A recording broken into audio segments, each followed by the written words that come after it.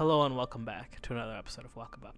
Today we're shooting the Sprocket Rocket and we're shooting some cine film through it. We're shooting the same REFLX Labs 250D, which is respooled Kodak 5207 motion picture film. It's ECN2, so I wanted to see how that would look when shooting the wide panoramic shots that you get out of the Sprocket Rocket.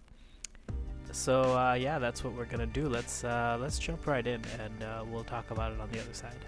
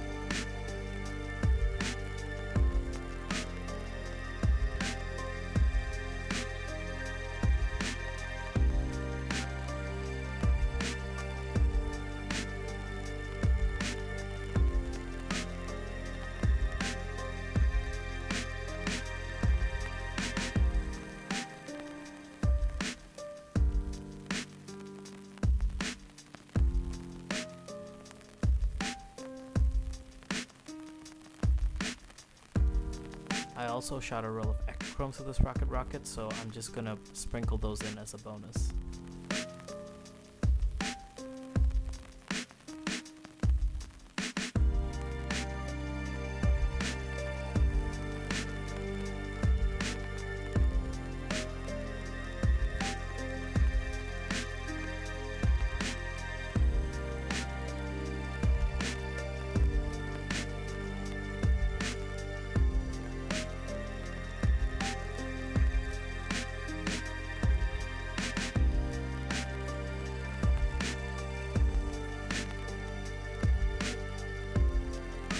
So I hope you like those pictures.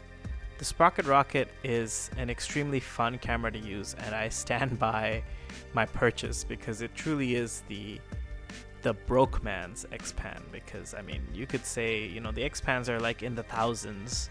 I think you've got to pay at least $2,000-$3,000 to be able to get one of those. There's some nice alternatives in the hundreds, like the Horizon cameras that swing. I think you might be able to get some wide luxes around $1,000, but the Sprocket Rocket is like under or around $100, so it's truly very affordable. It's very basic. In shooting my second roll, the ektachrome, which honestly I should have known was going to be ambitious and a bit challenging for the Sprocket Rocket, because you only really get the two aperture settings. I think they're 11 and 8 or 16 and 11, but it's just one low aperture and one stop higher. It's either the low is 16 or the low is 11 and whatever.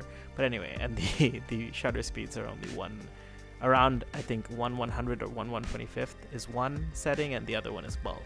So unless you're shooting very bright sunny conditions where you know you're going to be in bright light all the time, shooting 100 speed film is not a great idea. I'd recommend 200, or if you know, ideally 400 speed film in the Sprocket Rocket is probably the way to go for most things.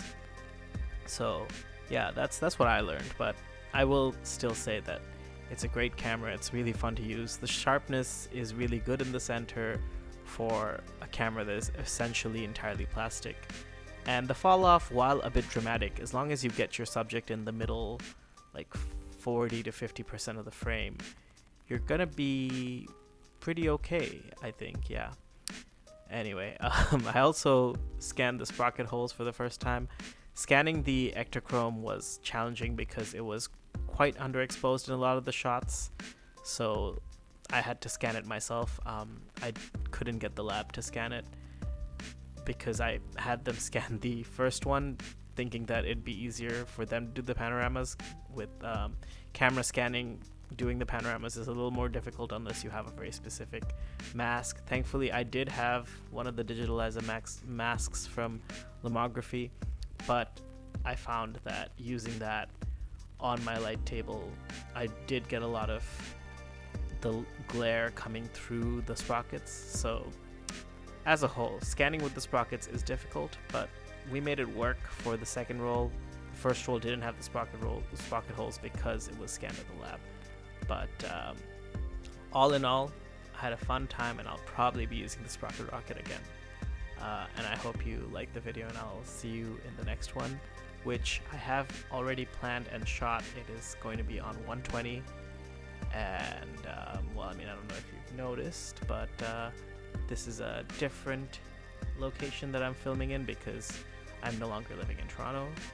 So the last video that I filmed in Toronto is going to be up, and then after that you will see where we are doing our walkabouts now. So stay tuned for at least 2 more walkabouts relatively soon.